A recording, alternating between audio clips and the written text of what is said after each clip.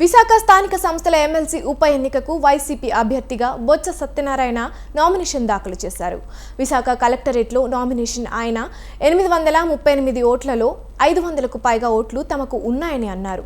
TDP పోటీలో ఉంటుందని అనుకోవడం లేదని, ఒకవేళ టీడీపీ పోటీ చేస్తే అది దుశ్చర్య అవుతుందని కామెంట్స్ చేశారు బొత్స.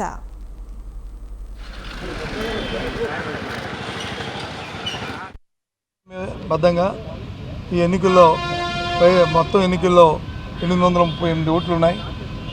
దాంట్లో మెజారిటీ 530 పైచిలకే వైఎస్ఆర్సీ పార్టీకి మెజారిటీ ఉంది. కాబట్టి ఆ నేపథ్యంలో ఇవాళ ఈ ఎన్నికల్లో మేము పోటీ చేస్తున్నాం. ప్రజాస్వామ్యబద్ధంగా ఈ ఎన్నికల్లో తప్పకుండా మరి గెలుపు జరుగుతుందని ఆశిస్తున్నాం, ఊహిస్తున్నాం, జరగాలని కోరుకుంటున్నాం. ఎవరో ఒక ఇండస్ట్రీస్ వచ్చి పోటీగా పెడతారు అనే విషయాన్ని నేను చూశాను. దేనికోసం పెడుతున్నారు? ఎందుకోసం పెడుతున్నారు? వ్యాపారం కోసమా?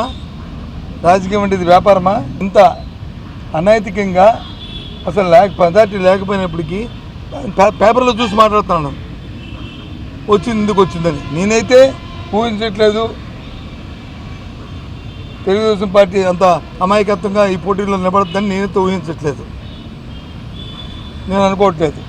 పెడితే మాత్రం అది ఒక దుశ్చర్యే.